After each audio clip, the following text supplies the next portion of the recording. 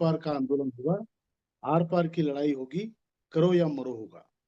जो भी आज बातें हमने सुनी सभी लोगों से, उत्तर भारत से, दक्षिण भारत से, पूरे लोग जोश में हैं और बहुत बड़ी संख्या संख्या में हम वहां पे जाएंगे। और मैं आशा करता हूं कि जो महासचिव जी ने, नरगुण सर ने जो बताया और जो हम लोगों में डिस्कशन हुआ, उसमें मुझे यकीन है कि आप हम सब लोग उसका पालन करेंगे। और एक बात मुझे और अच्छी लगी जो तपन दादा ने कही, डिसिप्लिन, अनुशासन संगठन में बहुत जरूरी है। ये सभी के लिए है, मेरे समेत। तो हम लोग सब अनुशासित रहे, तभी हमारा आंदोलन कारगर होगा और हम लोग जीत के आएंगे।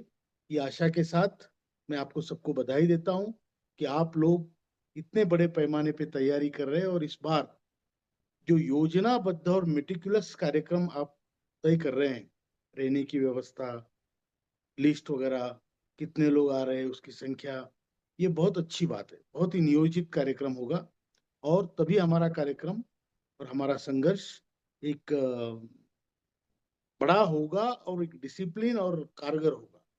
और इसीलिए मैं आप सबको बधाई देता हूं और फिर से एक बार मैं, we are all together, we will fight for it. I am also congratulating all our leaders, those who are doing the meticulous planning, and also the complete planning as well as the uh, your willpower. Whatever I have seen in all the people is tremendous. There is complete josh, and let's all do it, do or die. This is our last chance, and we will not let it go just like that. Thank you very much.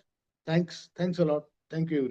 नमस्कार दोस्तों EPS 95 minimum pension का जो मुद्दा था, जो बढ़ोतरी थी, उसके लिए कमांडर अशोक रावत साहब ने हर संभव प्रयास किया। सरकार ने वादा भी किया, लेकिन वो अपने वादे से मुकर गई। तो अब जूम मीटिंग के द्वारा जो है ये बड़ा फैसला लिया गया है कि 9, 10 और 11 मार्च को दिल्ली के जंतर मंतर पर बहुत बड़ा प्रदर्शन होने जा रहा है। लगातार हमारे जो भाई संघर्ष कर रहे हैं, जो हमारी वीडियो को देख रहे हैं, आपने देखा होगा कि मेरा गला ख़राब था, मैं वीडियो लेके नहीं आ पा रहा था, लेकिन फिर भी आप लोगों को आगाह करा रहा था कि हर बार सरकार किस प्रकार से जो है नंगा खेल खेल रही है। लगातार कर्मचारियों को प्रताड़ित किया जा रहा है। उन्हें आश्वासन तो दिया जा रहा है कि आपकी पेंशन मिनिमम जो है उसके ऊपर हम चर्चा करेंगे, बढ़ोतरी करेंगे। आपने देखा जैसे बजट आया, बजट में हर संभव प्रयास किया गया, लेकिन कहीं पे भी मिनिमम पेंशन, ईपीएस 95 पेंशन की बात तक नहीं की गई। हालांकि उसके बाद जब सदन चला, उसमें कई सारे सवाल जो है रखे गए सरकार के सामने, पेंशन को लेकर सवाल फिर पूछा गया, तो लेकिन उनका एक ही रटा रटाया जवाब है कि ईपीएफओ फिर से घाटे में जा रहा है, उसका मूल्यांकन किया गया था, वो हम देनदारी नहीं दे पा रहे हैं। ये सारी चीज़ें जो हैं हर बार की तरह वही रिपीटेड रखी जाती हैं। लेकिन क्या इससे सरकार की मंशा साफ नहीं होती है कि कर्मचारियों को किस प्रकार से, किस मानसिकता से ये सरकार प्रताड़ित करना चाह रही है? आखिर मिनिमम पेंशन बढ़ोतरी इतनी बड़ी मुद्दा नहीं है। आपने देखा था जैसे बिहार में चुनाव आया नज़दीक, वैसे ही बुजुर्गों की पेंशन बढ़ा दी गई।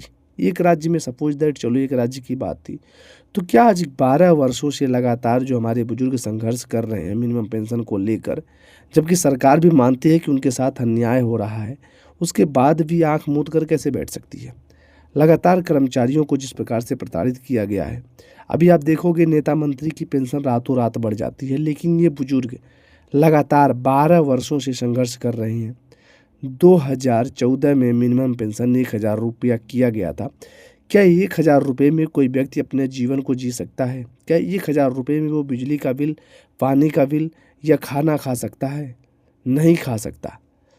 तो 1000 रुपये को बढ़ाकर जब अपनी मांग की जा रही है कि 7500 रुपये कर दिया जाए, ऐसा नहीं है कि जो हमारे पेंशनर्स मांग रहे हैं वो सरकार से जो है भीख मांग रहे हैं। उन्होंने खुद ईपीएस के फंड में पैसा जमा किया है, ईपीएफओ को पैसे जमा किए हैं, अपनी पूंजी से कटवाया है, और अब वही पैसे जो है वो ब्याज सहित मांग रहे हैं। अगर वो पैसे ये लोग कहीं और इन्वेस्टमेंट किए होते तो आज शायद उसका जो है डबल तिबल 4 गुना रुपया उन्हें मिल जाता। लेकिन ईपीएफओ इस प्रकार से मिनिमम पेंशन पर कुंडली मार करके बैठा हुआ है कि इतनी सारी जो है आवाज़ें उठ रही हैं, उसके बाद भी सरकार की आंख नहीं खुल रही है। लगातार सरकार जो है मौन है, किसी की जवाब नहीं देती जब भी सरकार से सवाल किया जाता है। हालांकि संक्षिप्त हर बार करवाती है, जब भी कोई चुनावी मुद्दा आता है या कोई बड़ा मुद्दा आता है तो सरकार जो है चुप कराने के लिए ये कहती है कि हम आपका काम कर रहे हैं और आश्वासन दे देती है। लेकिन कहीं पे भी इस चीज़ को लेकर के चर्चा नहीं किया गया है, कहीं पे भी इसको लेकर के बात नहीं की गई है। तो ये सरकार से बड़ा सवाल बनता है कि सरकार कब जा कर के इस चीज़ मुद्दे को जो है वो साफ़ करेगी। लगातार दोस्तों आप लोगों के लिए मैं सवाल पूछता रहता हूँ और इसी प्रकार से सरकार से मैं सवाल करता भी रहूँगा।